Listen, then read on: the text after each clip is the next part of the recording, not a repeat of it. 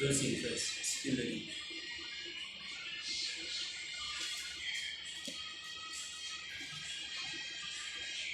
Come, let us worship and bow down before Him. Come, let us kneel before Him. Our God, our Maker, glory, Your supreme and majesty, for the Lord, the King of all creation. Come, let us worship and bow down before Him. Come, let us kneel before Him. Our God, our Maker, glory, Your supreme and majesty, for the Lord, the King of all creation.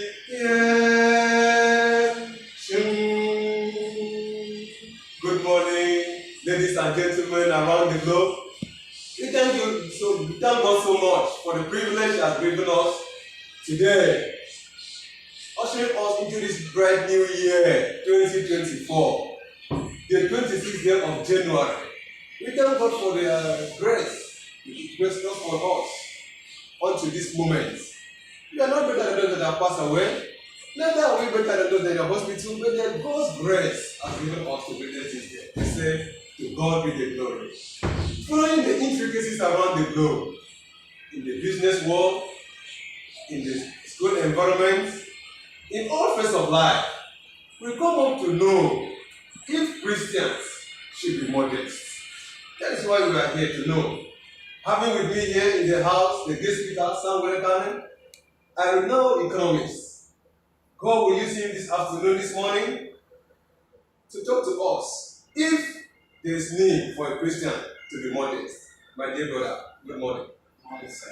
Thank you, sir. Good to see you. Good to see you too. Yeah, well, it's very pertinent to back some silent question because, like you rightly put it, the world is full of intricacies, Yes. a world full of a lot of untoward situations, Yes. uncertainties, Yes. and is sprinkling out in the society. Well, it's personalized to Christians to be modest. Yes. Well, it's very pertinent that Christians should be modest. Okay. Yes, because you cannot roll out the fact that you want to have a better society with Christian, which is should I say the largest religion practice in the globe, with over 2.4 million followers across the world. Understand? We are like trailblazers.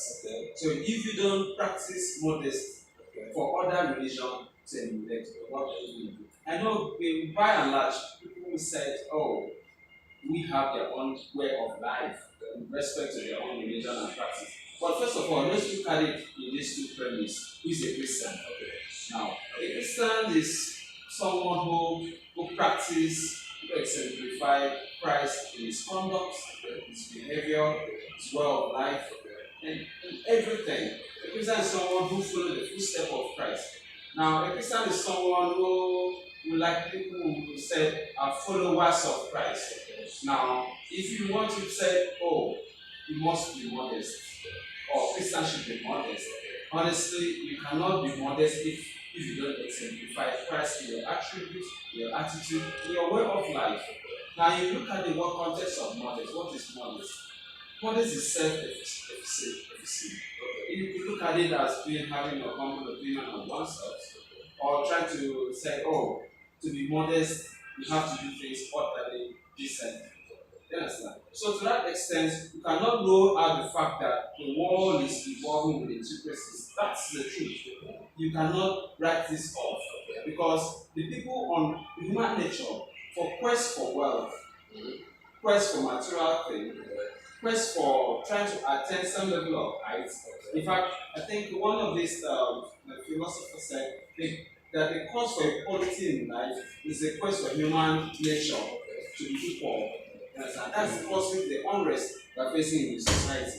So to that extent, I think it's pertinent for Christians to be modest in every context, in every aspect of their humanity, of dealing with human beings. Okay, for instance, in a workplace like this, you see, everyone comes into work with some unfolding events. Fine, you might say you do not steal in your own small way, but a paper or a document or proposal is presented before you. Appending that signature alone, probably to what is not right, you've contradicts the concept of modesty, which is against the scripture, which is against what Christ practiced, which against what Christ taught us. So to that extent, I think it's very pertinent for every Christian, as long as you call yourself a follower of Christ, to exemplify good virtues. That's the truth. And you cannot go out that. Yes. Some people might say, thank you very much. And people might say, Christ is in the heart. What can you say about that? You see, it's a ridiculous matter, let me use that word, to say Christ is in the heart. Fine, Christ is in the heart. Because we practice Christianity by virtue of what we have believed in as a way of life, either by virtue of what we have want to inherit from our parents or forefathers, or what we have come to what we call self-consciousness of who we are. Fine. So as long as you come to know that practicing Christianity should be in the heart, but it should be exemplified by your attitude, by your character, by your day-to-day dealing with people. So we cannot practice Christianity in the heart and you go around perpetrating evil to people and say Christ is the heart. How do you reconcile that? So it's far from the truth. So Christianity as practiced in the heart, it should be exemplified, it should be exhibited, it should be displayed by your conduct in your way of life. Okay, for instance, now, the context of you see young girls moving around, dressing shabbily, dressing half naked, and they say, oh, or you dress half naked to the church, they say Christ is in the heart. How does that portray? Christ is not in it. Even in the scripture, as it's recorded in 1 Timothy 2 or so, he said, women should adorn themselves with apparel. You understand? So, what is good apparel? You dress decently and modestly. So, if you don't do that, why does Christ speak in there? What is in the heart comes out what to play. Why you are dressing. Even in Romans, it is recorded that we should not be conformed to the world. Absolutely. No. The It's person in Romans chapter 2, verse 2. very good. 12 verse 2. No, a person saying Christ is in the heart and he doesn't depict it outwardly. How can you call it? How can you describe such a person? How can you describe that person? How do you use it? Well, I see that as self-deceit. Very good. Self-deceit. Because you cannot tell me Christ is the heart. You don't practice it outwardly for people to see. Okay. What is in the heart? They said, out of the abundance of heart, the mouth speaks. Now, what is in the heart? Yes, and they said, heart from the heart is the issues of life. Yes. So, now, what are the issues of life? Our days-to-day dealing with people, our days-to-day activities. Yes. So, if you don't consider it doesn't come into practice. So, fine, to that extent, you can't tell me Christ is the heart, and then you go around dressing half naked or behaving anyhow, and then tell me you're a Christian or you're a believer of Christ. It's not done. So you're deceiving yourself, and you tend to deceive the godly books in the public, because not all the public you're going to deceive. There are people who have sound teachings of Christ, and they know the truth. They know what is right and what is wrong, and they adhere to it accurately, strictly. You don't confuse the set of people. Thank you very much. Now, Christ is in the heart. The person that disdains to say is one, deceiving his or herself, self-deceit, going ahead to deceive the gullibles in the public, because not all. Yes. Now, as the person does this, is it pertinent that he should receive salvation?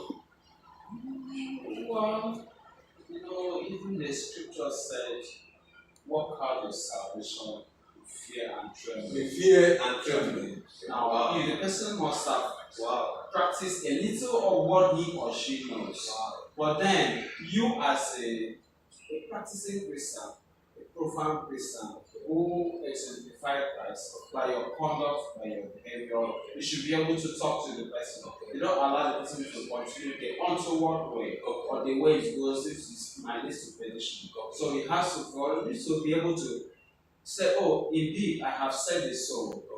I have done the work of who sent me. You should be able to call the person, talk to the person, advise the person, and ensure that by attitude, by dressing manner, by speech, the person tries to exemplify Christ in aids of our attributes. Yeah. To that extent, you've been able to serve the person from the petition that awaits the person. Yes. Thank you very much. So it is necessary. It is necessary that a Christian should be modest. Absolutely. It's very pertinent because you cannot tell me you're modest, then you behave awkward. Even okay, let me take aside this man, let person Darosa. He said, dress the way you want to be addressed. That is very important. You have to dress decently. You have to dress in the way you want to be addressed. Even in conduct, you don't go around stealing or you don't go around finding troubles and then you call yourself a Christian. It's not done.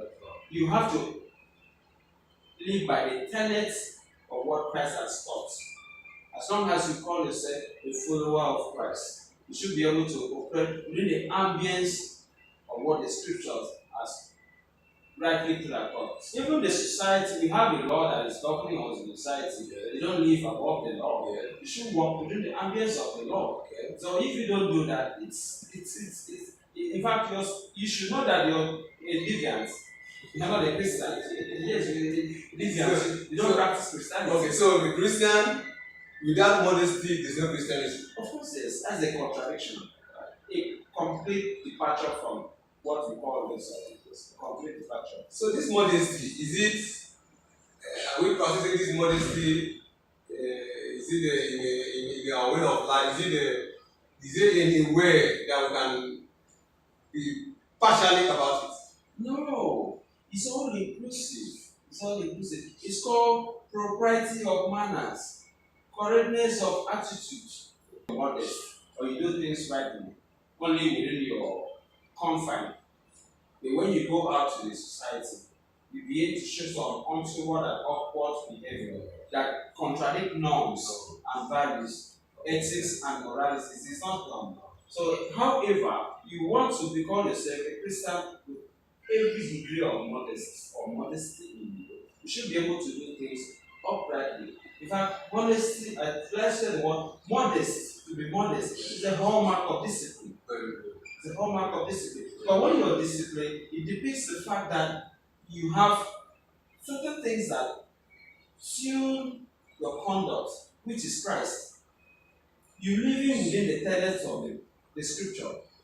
Yes. And there's a lot of inherent benefit in being modest. Yes. Because the blessings of God will follow you. Very good. Yes. Yes, because you are doing things the right way. Yes. Okay. You don't contradict what scripture is against. Okay. That's the truth. You don't contradict what the scripture is against. Yes. I've made that point. Very good. Very good. So one must not contradict the word of God. Which is if you want to be modest. A Christian, I mean? Yes. Thank you very much for enlightening us. God bless you, sir. In area of wealth, before we run on, area of wealth, you see people who go ahead, want to be rich, want to be rich, want to be rich. So how do a Christian be modest in that aspect? You see, not that Christianity is against richness. Very good. Christianity is not against people being prosperous, people being rich and well-to-do. Okay. No, we serve a living God, a God who says, if my father has there's so much mansion, there's abundance. Okay. So to that extent, every Christian we're looking at Christian to be even super rich. Yes. But then people tend for quest for wealth, quest for material things, quest for trying to be more richer than their contemporaries, God themselves indulge or involve in certain things that are devilish and fetish. Some go into rituals, some go into killings. I don't even want to mention the trending thing with young guys in 1816, 16, 18, 19, 20 to 25 years. They want to be super rich within that time when you have been the time for them to acquire education. Forgetting about to be modest. That is a departure from you. Why? Because they want to prove a point to the society. You're not proving any point to anybody. Nobody is competing with you. Nobody's competing. You're competing with yourself. So that's the truth. You're competing with yourself ignorantly. Yes, because you are completely against the norms of life. How will you go about killing people? Like, okay, a couple of days ago, not too far from my office there, a young lady was found beheaded, her breast gone. That was last summer. We came on walking on else. Police were there, banking layout. So, who practices this? All these young guys who want to make money by all means. So these are things that is against the Christianity. It's against the standpoint of Christ. Modest, because if you're modest, you're disciplined. That's the truth, not two ways. If you're modest, you curtail the things you not to look for at a certain point in time. See, in life, yes, because everything has its own time in life. At the time you need to learn, you learn. At the time you need to work hard or you get a job, you get a job. If you want to learn a trade, you learn a trade. Money will certainly come. Money will come by and large. If people should fail to understand that our parents, they didn't start early the way we start, but they are well to do, comfortable, and they provide for us, and we are here, still comfortable. So they were not this desperate. They were not this, I must get this, I must get that, I must drive the latest. No, by doing that, you every form of immoral context setting. And you embrace what you ought not to embrace. That's the truth. So Christianity, or anyone who calls himself a Christian, should be able to be modest. Modest connotes a lot of things. It's an inexhaustible kind of a discussion. Just because if you want to look at the every ramification, like I told you, addressing context, behavioral context, even what you take in terms of food or drink, you select it. Because some could turn out to harm you. If it harms you, what will you do? So that's the point there. That's the point there. Thank you very much. Ladies and gentlemen, we are so much happy. God is leading this our young man very well to enlighten to us why should a Christian be modest. God bless you. Thank you very much. Thank you. God bless you. God bless you. Once again, we are so much happy. Have a nice day, sir. Okay, thank you. I think I really like what you're doing. I pray God to continue to strengthen you, encourage you, and then open doors for you to keep on the work of salvation, the work of Christ that calls you. Thank you, sir. Thank you, sir. All the best. Thank you, sir. Have a nice day. Thank you, sir. Thanks. Bye-bye, sir. All right.